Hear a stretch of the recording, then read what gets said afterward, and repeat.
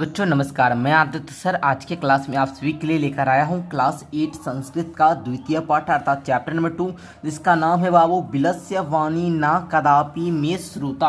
अर्थात कहने का मतलब है बाबू कि बिल गुफा की वाणी मैंने कभी भी नहीं सुनी। प्यारे बच्चों, आज के क्लास में हम इस अध्याय का आपको सभी प्रश्न उत्तर को करवाएंगे। ठीक है बच्चों, मैं आप लोगों को ये चैप्टर को अच्छे तरीके से पढ़ा रखा है। पढ़ना चाहते हैं तो कैसे पढ़ना वो मैं आपको बताऊंगा अंत में। पहले क्लास को पूरा कीजिए। हम लोग आज के क्लास में अभ्यास के प्रश्न को सॉल्व करेंगे। बाबू देखिए, फर्स्ट क्वेश्चन का आता है उच्चारणम कुरुत अर्थात आपको उच्चारण करना है। ठीक है बच्चे, उच्चारण करने सारे बच्चे को आता है, संस्कृत पढ़ने सारे बच्चे को आता होगा। देखिए बाबू, संस्कृत उच्चारण करे में देखिए कोई भी चीज संस्कृत का जैसे कोई भी शब्द है तो बाबू उसको क्या करना, तोड़ तोड़ कर पढ़ना पड़ता है। ठीक है ना। जैसे देखिए यहाँ पर है प्रतिध्वनि, इसको प्रतिध्वनि बोलिएगा। ठीक है, तो प्रति फिर ध्वनि, प्रति फिर ध्वनि, ऐसे याद कीजिए, तब आपको याद आएगा, तब आपको समझ में आएगा, तब आपको पढ़ने आएगा। ओके, यहाँ पर देखिए कस्मिंचित, कस्मिंचित अर्थात किसी वन में, कस्मीन जोड़ चित।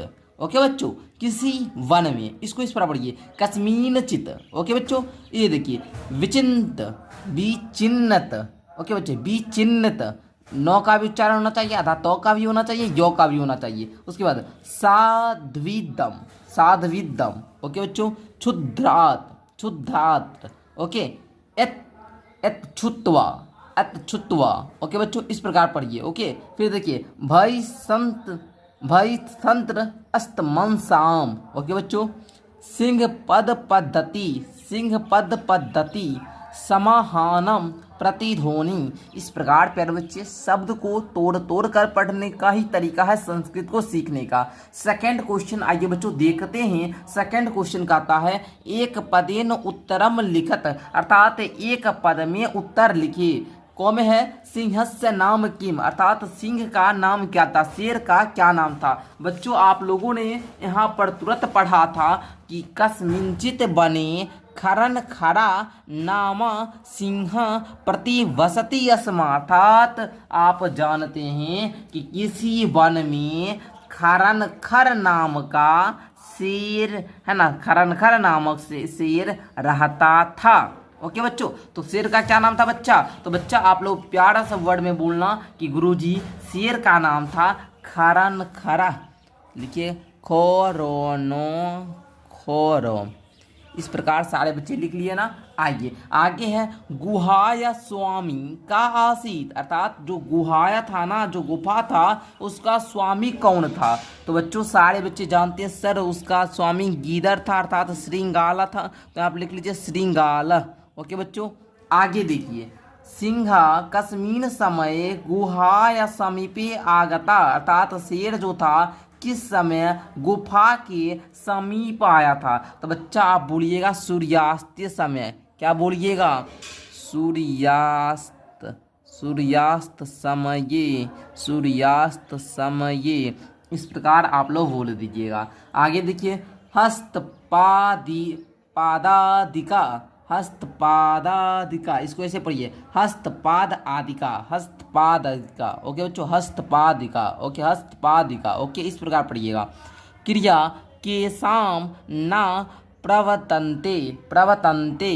ठीक है बच्चों, तो बोलिएगा कि सर इस देखिए हस्तपादिका का मतलब होता है बच्चा हाथ पैर आदि से संबंधित क्रिया है ना बच्चे, अर्थात हाथ पैर आदि से संबंधित क्रिया किनको ना प्रवर्तन्ते होती है। तो बच्चा बोलिएगा सर ये जो है वो भय संत्र, भय संत्र, संत्र अस्त नासाम अर्थात डरे हुए मन वालों को जो हस्तपाद दिखा है ये क्रिया ना प्रवर्तन्ते होती है। ओके बच्चों, समझे आप लोग। आइए आगे देखिए गुहा केन प्रतिध्वनिता, गुहा केन प्रतिध्वनिता।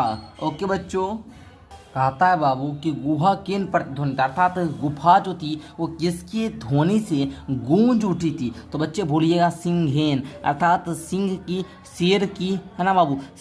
तो आप लिखिएगा सिंहेन। ओके बच्चों, तो इस प्रकार आप लोगों का जो क्वेश्चन नंबर सेकंड था एक पदेन उत्तरम लिखत, ये भी आपका समाप्त होता है। आइए आगे बढ़ते हैं, तीसरा क्वेश्चन देखते हैं बाबू। तीसरा कहता है पूर्ण वाक्य उत्तर, अर्थात पूर्ण वाक्य में उत्तर देना है। कौन में है? खरन खरा कुत्र प्रति वसती अस्मा, अर्थात खरन खरा जो था वो कहाँ पर निवास करता था। तो बच्चों लिखिएगा यहाँ पर आप लोग सिंपल सा कि कस्मिंचित बने खरन खरा नामा सिंहा प्रतिवसती अस्मा, अर्थात खरन खरा है ना बाबू, ये जो था ये किसी वन में निवास करता था। तो फर्स्ट क्वेश्चन के उत्तर में आप लोग लिख लेना कि खरन खरा कस्मिंचित वने प्रतिवसती अस्मा, अर्थात खरन खरा जो था, जो शेर था, खरन खर नामक ये क्या था बाबू, ये जो खरन खरा आप लोग देख रहे बाबू, ये शेर का नाम था। ये शेर जो था ये किसी वन में निवास करता था।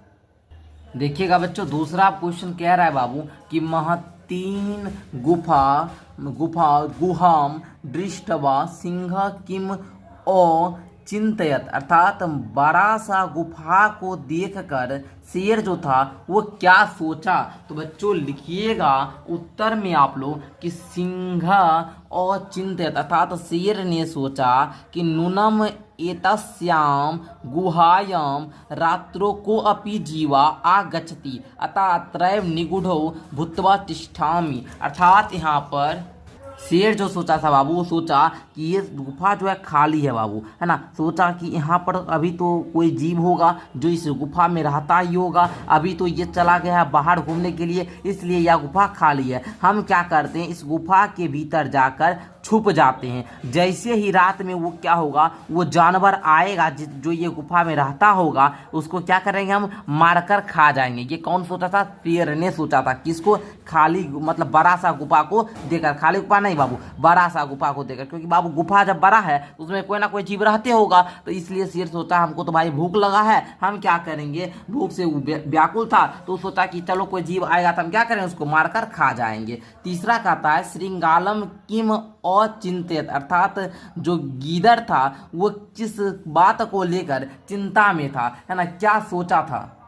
तो बच्चों गीदड़ क्या सोचा था, इसके उत्तर में क्या लिखिएगा? उत्तर लिखिएगा कि श्रृंगाला, है ना, अचिंत्यत अहो विन अष्टो अस्मि नूनम अस्मिन बिले सिंहा अस्तिते तर्कयामी तथा किम करवानी, अर्थात उस गीदड़ जो था वो सोचा था बाबू क्या कि जो इसमें जो है ना वो विनष्टो अस्मिन नूनम अस्मिन बिले सिंहा अस्तित, मतलब वो देखा कि यह गुफा के अंदर जाने के रास्ते में क्या है कि शेर के इस गुफा में प्रवेश का क्या है बच्चे, प्रवेश का निशान है। अर्थात तो शेर जो गुफा में प्रवेश किया था ना, तो उसके पैर का चिन्ह जो था ना वो रास्ते में लगा था। मतलब गुफा अंदर जैसे ये गुफा है, इसके अंदर यहाँ पर क्या था, शेर का पैर का निशान था। जिससे गीदड़ था बड़ा होशियार, ये समझ गया कि नहीं भाई इसके अंदर है ना शेर जरूर प्रवेश किया है, ठीक है ना। मतलब कहने का मतलब सिंपल सा भाषा समझिए कि गीदड़ जैसे ही आता है ना तो उसको लगता है कि भाई ये गुफा में जरूर कोई शेर घुसा है। अब वो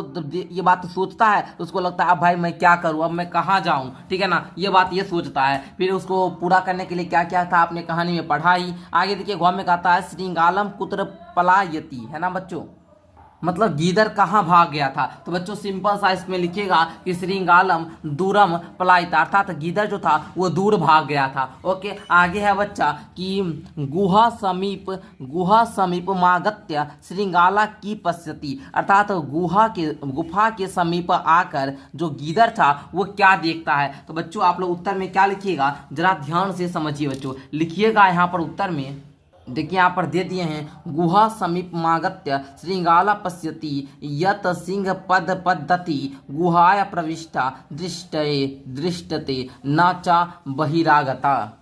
तो बच्चों बोलिएगा सर, जैसे ही गीदड़ जो है वो गुफा के समीप आता है तो वो देखता है कि जो शेर है उसके गुफा के अंदर जाने का पैर का निशान है, बट उसके बाहर आने का बहिरागत अर्थात बाहर आने का निशान ना है, ठीक है ना। तो उसको डर लगता है भाई शेर अंदर प्रवेश किया है लेकिन बाहर नहीं निकला, अर्थात शेर कहाँ है, गुफा के अंदर में, इसलिए वो क्या करता है बच्चा, दूर भाग जाता है। ओके, आगे देखना, कहता है का शोभते, कहने का मतलब कौन सुखी रहता है ना, कौन शोभते है, अर्थात कौन सुखी रहता है, ये बोल दीजिए। बोलिएगा या अनागता कुरुते सचो शोभते, कहने का मतलब जो आने वाले दुख का क्या करता है बच्चा, निवारण करता है ना सर, वही क्या करता है, शोभता है। ओके बच्चों, तो इस प्रकार आपने ये भी क्या कर लिया, कंप्लीट कर लिया था। तो पूर्ण वाक्य उत्तरत को भी आप लोगों ने पूरा देख लिया। आगे बच्चों आगे बढ़ते हैं। आगे आप लोग का कहता है रेखांकित है ना, रेखांकित पदानी अधिकृत प्रश्न निर्माणम कुरुता, अर्थात रेखांकित पद से आपको क्या करना है, प्रश्न का निर्माण करना। जैसे यहाँ पर है क्षुद्रातम सिंह कुत्रापि आहारा ना प्राप्तवान। देखिएगा यहाँ पर कहता है क्षुद्रात सिंहा कुत्रापि आहारा ना प्राप्त होना, अर्थात जो भूखा शेर था है ना, बहुत भूख से व्याकुल जो शेर था वो कहीं भी भोजन प्राप्त ना कर सका। तो बच्चों यहाँ पर ये पद रेखांकित है, तो इससे आप लोग को क्वेश्चन बनाना है। मतलब सेम ये पूरा तो लिखना ही है, बस क्षुद्रात जो रेखांकित है ना, इसके जगह पर कुछ आपको अलग शब्द लिखना है। तो हम यहाँ पर लिख देते हैं बच्चों, लिखिएगा की दृशा। क्या लिखिएगा, की दृशा। किसके जगह पर लिखना है आपको, तो ये लिखना है इस जो अंडरलाइन शब्द है ना, बस इस पे लिख दीजिएगा की दृशा, फिर लिखिएगा सिंह कुत्रापि आहारा ना प्राप्तवान। सिर्फ रेखांकित पद की जगह पर बस ये शब्द लिख देना है। ओके, दूसरा कहता है दधि पुच्छा नाम श्रृंगाला गुहाय स्वामी आसित। तो देखिए यहाँ पर दधि पुच्छा है, तो इसके जगह पर आप कौन सा शब्द दीजिएगा, यहाँ दीजिएगा किम। ठीक है ना, दधि पुच्छा की जगह पर ओनली दीजिएगा किम। ओके बच्चों, तो ये आपका बन जाएगा। ओके, फिर देखिए ऐसा गुहा स्वामीन सदा आहानम करोति। तो स्वामीन के जगह पर आपको कुछ अलग लिखना होगा, तो लिखिएगा कस्य। क्या लिखिएगा, कस्य। ये सब क्या है, प्रश्नवाचक शब्द है, तो प्रश्न निर्माण करने के लिए ये सब शब्द का प्रयोग करेंगे। देखिए हस्त पादादिका है ना, पदाधिका, तो इसके जगह पर आपको कुछ लिखना होगा। तो यहाँ पर देखिए हम लिख देते हैं का, इसके जगह आप क्या लिखिए, का लिख दिए। ओके, उसके बाद है आहानेन श्रृंगाले बीले प्रविश्य सिंहस्य भोजनम भोज्यम भविष्यति। तो यहाँ पर आप लोग क्या लिखिएगा, देखिए बीले है, तो यहाँ बीले के जगह पर ओनली लिखना है कुत्र। ओके, तो इस प्रकार प्यारे बच्चों आपका जो रेखांकित पद था, इससे हम प्रश्न का निर्माण कर लिए।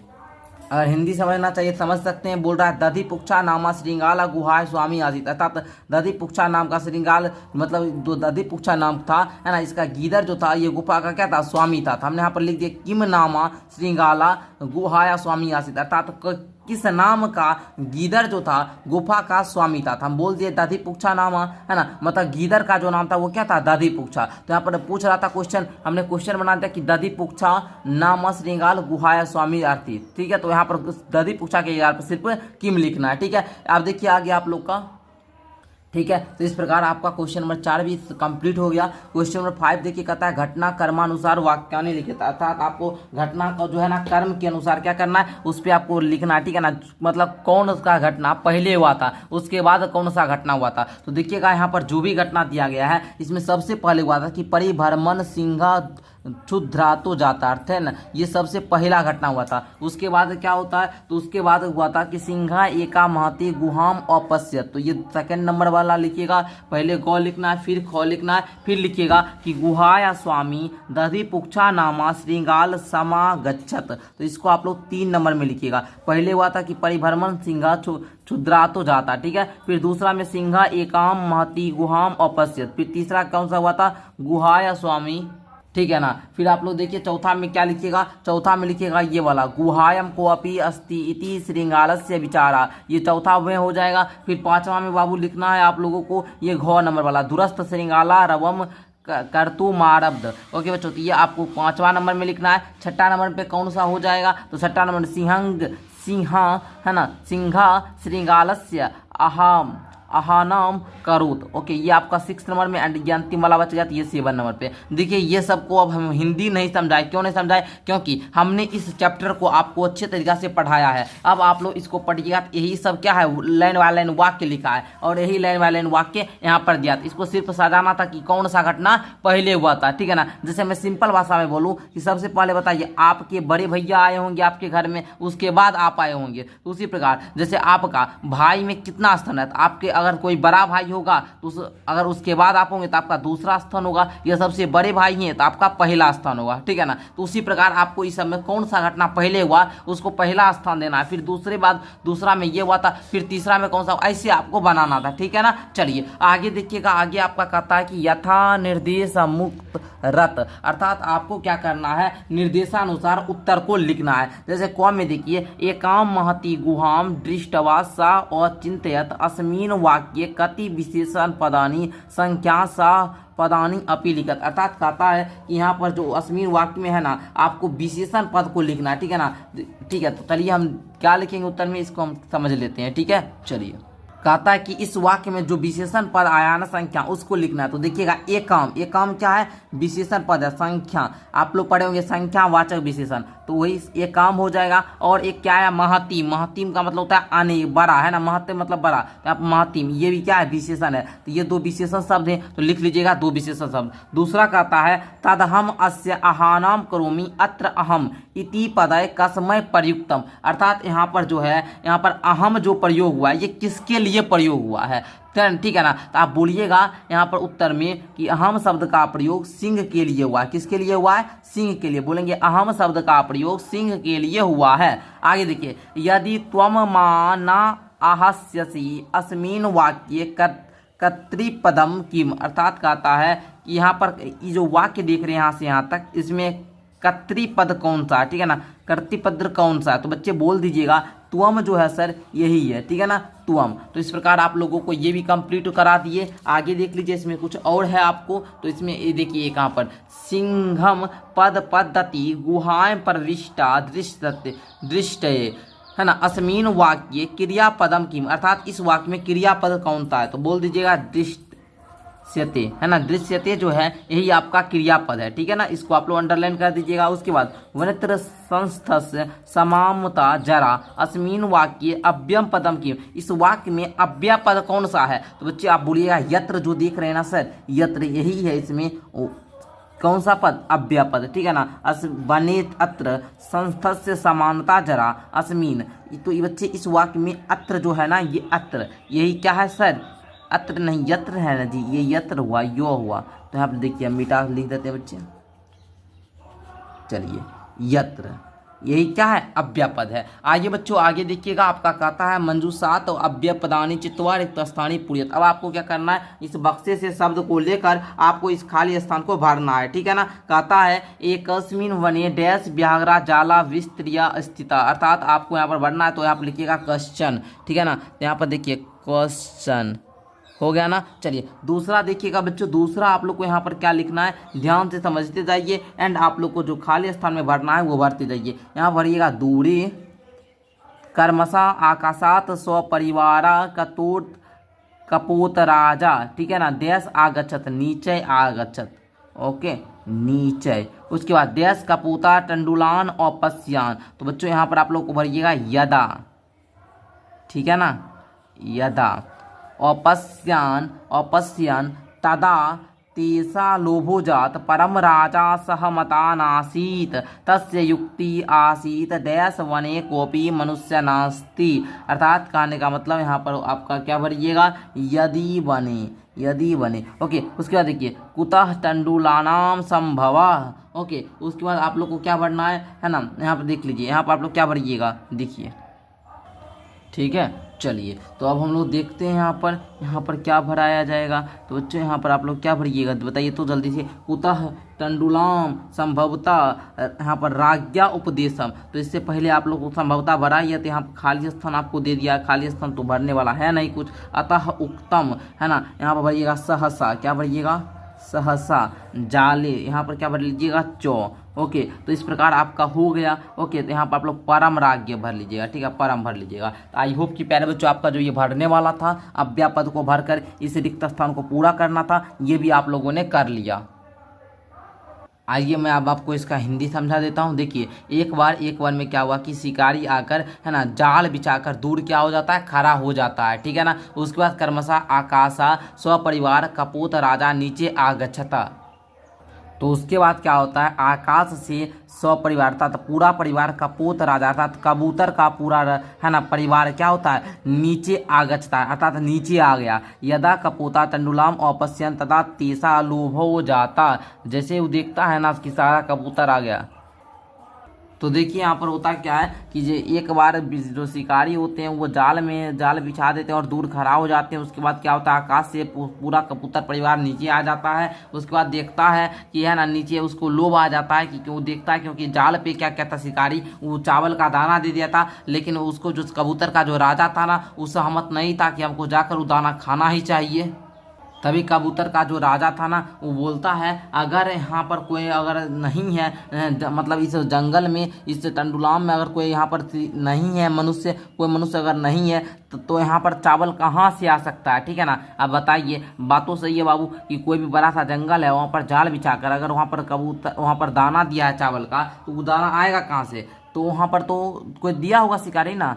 तब देखिए होता क्या है, तभी सभी कबूतर जो होते हैं लोभवश राजा का बात नहीं मानकर क्या करते हैं, उसमें उतर जाते हैं और सभी फंस जाते हैं। इसलिए कहा गया अतः उक्तम सहसा विदित ना क्रिया, अर्थात कोई भी कार्य जो है वो जल्दी से नहीं करना चाहिए, सोच समझकर ही करना चाहिए। तो आई होप कि आपको ये पूरा जो चैप्टर था ये इस प्रकार आपका समाप्त हो गया है ना। क्लास 8 संस्कृत का चैप्टर नंबर 2 आप लोगों ने इस प्रकार पूरा कंप्लीट कर लिया। फिर हम मिलेंगे अगली चैप्टर नंबर 3 दिजी भारतम में। तब तक के लिए बहुत बहुत धन्यवाद। इस प्रकार मैंने आप लोगों को क्लास 8 संस्कृत का चैप्टर नंबर 2 को पूरा हर एक क्वेश्चन का उत्तर अच्छे तरीका से समझा दिया। ठीक है बच्चों, तो चैनल पर नया तो सब्सक्राइब कर लेना, वीडियो को लाइक कर लेना। मिलती है अगली क्लास के साथ।